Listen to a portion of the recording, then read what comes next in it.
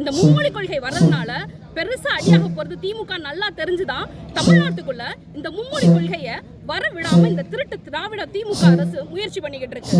அடுத்த வருஷம் நாங்க ஸ்கூல் ஜாயின் பண்றப்ப எங்களுக்கு இந்த ஹிந்தி வந்து எங்களுடைய ஸ்கூல்ல வந்து இருக்குமா, தேர்ட் லாங்குவேஜ் வந்து எங்களுடைய ஸ்கூல்ல இருக்குமா அப்படின்னு பர்சனலாவே கேக்குறாங்க. படிப்புக்கு தண்டனை கொடுக்கறது எத்தனையோ கொலை நடக்கிறது, ஊழல் நடக்குது, அதுக்கு சட்டம் இல்லையா? இதுக்கு தான் சட்டமா? இப்போ நம்ம நாட்டிலேருந்து இந்தியாவிலேருந்து அங்கே போகிறாங்க, தமிழ்நாட்டிலேருந்து போகிறாங்க, வேலை மாநிலத்திலேருந்து போகிறாங்க. பல மொழிகள் இருந்தால் தானே படிக்க முடியும், தெரிஞ்சுக்க முடியும். இதுக்கு ஏன் தடை?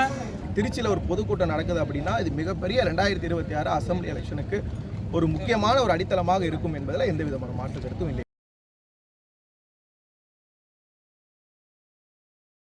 எங்களுடைய தலையாய நோக்கமே இந்த திராவிட மாடல் ஆட்சி ஒழியணுங்கிறது தான். எங்க பார்த்தாலும் திசை திருப்புற முயற்சி தான் இங்க தமிழ்நாட்டை பொறுத்த வரைக்கும் நடந்துட்டு இருக்கு.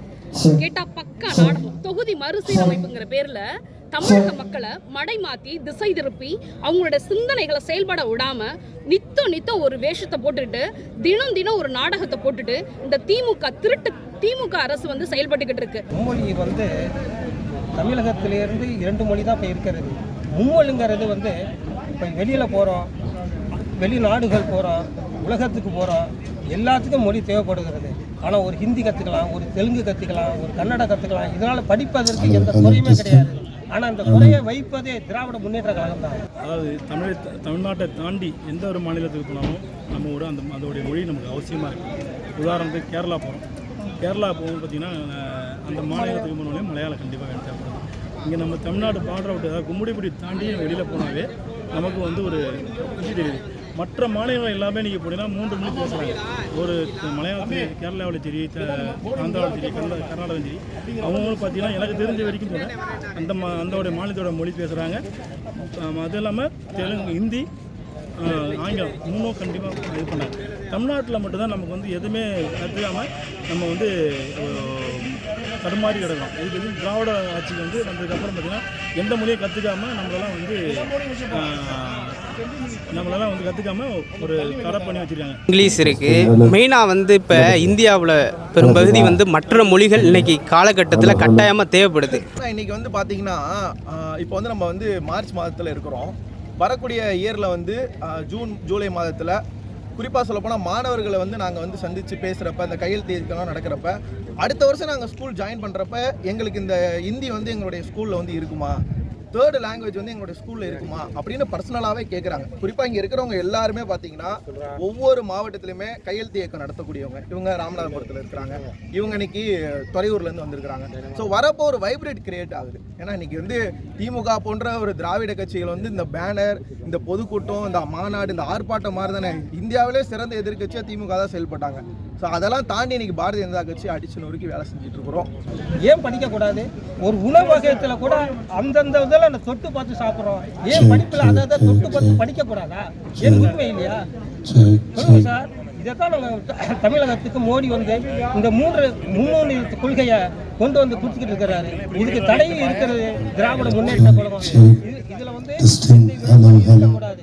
இந்த மும்மொழி கொள்கை வர்றதுனால பெருசா அடியாக போறது திமுக நல்லா தெரிஞ்சுதான் தமிழ்நாட்டுக்குள்ள இந்த மும்மொழி கொள்கையை வர விடாம இந்த திராவிட திமுக அரசு முயற்சி பண்ணிக்கிட்டு இருக்கு. முதலமைச்சர் வந்து பாத்தீங்கன்னா இந்தியாவிலே வந்து எப்படிப்பட்ட ஒரு முதலமைச்சர் அப்படின்னா எப்பெல்லாம் அரசியல் பண்ண ஒரு வாய்ப்பு கிடைக்கும். ஏன்னா பாஜகவுடைய பாரத பிரதமரை வந்து அவங்க வந்து சகப்பு கம்பளம் விரிவிச்சு ஒயிட் கோட் பிடிச்சி வரவேற்கவும் செய்வாங்க. இதே தாண்டி நம்ம வந்து பாருங்க, இந்த மாதிரியான ஒரு கொள்கை ரீதியாக ஒரு சில திட்டங்கள் வரப்ப நாங்கள் சட்டமன்றத்தில் வந்து இது கொண்டு வரோம் அப்படின்னு சொல்லி எதிர்க்கிறதுக்கான வேலையும் செய்வாங்க. அதில் இதுவும் ஒன்று தானா? பல நாள் திருடன் ஒரு நாள் அகப்படுவான். இந்த திருட்டு திராவிட திமுக ஒரு நாள் கண்டிப்பாக அகப்படுங்கிறதுல மாற்று கருத்துங்கிறதே கிடையாது. எல்லாருமே சந்தேகமே கிடையாது. ஏன்னா மக்கள் எல்லாருமே விழிப்புணர்வு ஆயிட்டாங்க. எல்லாருமே செல்ஃப் அனலைஸ் பண்ண ஆரம்பிச்சிட்டாங்க. உண்மையாக சொல்ல போனால் ஈடியும் அமலாக்கத்துறையும் செந்தில் பாலாஜி வீட்டுக்கு மட்டும் போகக்கூடாது. என்னைய கேட்டால் அனைத்து மீடியாக்களுக்குள்ளும் உள்ளர போனால் மீடியாவை சுற்றி என்ன நடக்குங்கிற வெளிச்சமும் உண்மை வந்து வெளிச்சம் போட்டு காட்டப்படுங்கிறது தான். படிப்புக்கு தண்டனை கொடுக்கறது எத்தனையோ கொலை நடக்கிறது, ஊழல் நடக்குது, அதுக்கு சட்டம் இல்லையா? இதுக்கு தான் சட்டமா? இப்போ நம்ம நாட்டிலேருந்து இந்தியாவிலேருந்து அங்கே போகிறாங்க, தமிழ்நாட்டிலேருந்து போகிறாங்க, வேலை மாநிலத்திலேருந்து போகிறாங்க. பல மொழிகள் இருந்தால் தானே படிக்க முடியும், தெரிஞ்சுக்க முடியும். இதுக்கு ஏன் தடை? இதுக்கு வேறதுக்கு ஒரு படையா? இதுக்கு இதுக்கு படையா இல்லை இதுக்கு ஒரு தடையா இல்லை இது மக்களுக்கு வேடிக்கை பார்க்கறது ஒரு ஊழலா? ஏன் இந்த ஊழலுக்கு இப்போ கூட இந்த மதுபான ஊழலில் கூட 1000 கோடி ஊழல் ஏன் அதை வந்து இது பண்ணுறது இல்லையா? தலைவர் பேசுற மைக் இங்க தான் வைக்க. அதுக்கு தான் சொல்கிறேன். குறிப்பா சொல்ல போனா ஒரு அரசியல் கட்சி வந்து ஒரு ஆர்ப்பாட்டமோ ஒரு போராட்டமோ நடத்துனாங்க அப்படின்னா பப்ளிக்ல வந்து நடத்துவாங்க. இந்தியாவிலே மிகப்பெரிய தேசிய கட்சி 18 மாநிலத்தை ஆளுங்கட்சியாக இருக்கக்கூடிய ஒன்று பாரதிய ஜனதா கட்சி இன்றைக்கு திருச்சியில் ஒரு பொதுக்கூட்டம் நடக்குது அப்படின்னா இது மிகப்பெரிய 2026 அசெம்பிளி எலெக்ஷனுக்கு ஒரு முக்கியமான ஒரு அடித்தளமாக இருக்கும் என்பதில் எந்த விதமான மாற்று கருத்தும் இல்லை. நவோதயா பள்ளிங்கிறது எவ்வளவு பெரிய மாணவர்களுக்கு வர பிரசாதம் தெரியுங்களா? ஒவ்வொரு பள்ளிகளும் தமிழ்நாட்டில் வரணுங்கிறதுக்காக தான் நாங்கள் போராடிட்டு இருக்கோம். ஊழல் நடக்குது, ஏன் அதுக்கு ஒரு சட்டம் போடுறது?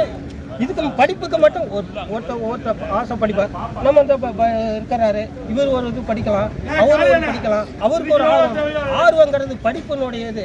அது எங்க போகுது? அதனால் கண்டிப்பாக வந்து 3 மொழி வந்து ஏதோ ஒரு மொழி நமக்கு வேணும். நம்ம அவங்க ஹிந்தி கற்றுன்னு சொல்லலை, ஆனால் ஏதோ ஒரு மொழி நமக்கு வேணும். இந்த நம்ம தமிழ்நாடு பார்டரை விட்டு தாண்டி வெளியில் போனால் நமக்கு ஒரு மொழி தேவைங்கிறது அவசியமான ஒன்று. அதனால் கற்றுக்கிறதுல வந்து எது தப்பும் கிடையாது. எங்க பார்த்தாலும் குடி, எங்க பார்த்தாலும் கொல்ல, என்ன பண்ணிட்டு இருக்கோம்? இந்த திருட்டு திராவிட அரசுக்கு முதல்ல உண்மையாலுமே ஒரு முடிவு கட்டணுங்கிறது தான் எங்களுடைய பெரிய லட்சியமாவே இருக்கு. கேரளாவுக்கு அந்த பார்டரில் இருக்க தமிழர்களே மற்ற மொழியை படிக்க வேண்டிய காலகட்டத்தில் இருக்கும். அன்னைக்கு கண்டிப்பாக தமிழ்நாட்டில் வந்து 3வது ஒரு மொழியை வந்து கற்றுக்கிற கூடிய நிலை இன்றைக்கி ஏற்பட்டால் தான் ஏழை மாணவர்களுடைய வேலைவாய்ப்பாக இருக்கட்டும், அதே மாட்டம் வந்து தொழில் வளங்களாக இருக்கட்டும், இங்கேருந்து வெளியில் போய் ஒர்க் பண்ணக்கூடிய அந்த சிஸ்டங்கள்லாம் மாறும். அதுக்கான வாய்ப்புக்காண்டி தான் 3வது மொழியை நாங்கள் கற்றுக்கணும்னு நினைக்கிறோம். கொள்கை ரீதியாக முதல் முறையாக இந்தியாவிலே இது மாதிரி ஒரு திட்டத்துக்கு ஆதரவு தெரிவித்த ஒரு பொதுக்கூட்டம் என்பது இந்தியாவிலே ஃபர்ஸ்ட் டைம் தான். சார், ஆத்துல தண்ணி இல்ல, ஆனா ரோட்ல சாராயம் ஓடிக்கிட்டு இருக்கு. எங்க பார்த்தாலும் குடி, எங்க பார்த்தாலும் கொல்ல, என்ன பண்ணிட்டு இருக்கோம்? இந்த திருட்டு திராவிட அரசுக்கு முதல்ல உண்மையாலுமே ஒரு முடிவு கட்டணுங்கிறது தான் எங்களுடைய பெரிய லட்சியமாவே இருக்கு. நாங்கள் தமிழ் மீடியத்தில் தான் படித்தோம். இப்போ வேலைக்காண்டி தமிழ்நாட்டை தாண்டி எங்கேயும் எங்களால் போக முடியல. மற்ற மொழிகளை கற்றுக்கிட்டா இப்போ மற்ற மாநிலங்களில் போய் நாங்கள் பணிபுரியலாம். அதை தடுத்ததே திராவிட முன்னேற்ற கழகம். மெயினாக சொல்லணும்னா நிச்சயமாக இடஒதுக்கீட்டை தாண்டி இந்த ஒரு தொகுதி பங்கீடு ஒதுக்கீடு நடக்க தான் போகுது. அதை இவங்க பார்க்க தான் போகிறாங்க. இன்னொரு 11-12 மாத காலங்களில் ஸ்டாலினுடைய குடும்பத்திலேருந்து ஒருவர் சிறைக்கு செல்ல தான் போகிறாரு. அது திகார் சிறையா இல்லை சென்னையில் இருக்கிற புழல் சிறையா என்பதை அங்கே இருக்கக்கூடிய அமைச்சர்கள் தான் முடிவு செய்வாங்க. இது நிச்சயமாக நடக்கும். இந்தி மொழி எதிர்ப்புன்னு ஒரு மிகப்பெரிய நாடகத்தை உருவாக்கி ஏழை மாணவர்களில் இப்போ எங்கள் அப்பா கூலி வேலை தான் பார்க்குறாங்க. எங்களை மாட்ட மாணவர்களினுடைய வாழ்க்கையை கெடுத்தது தான்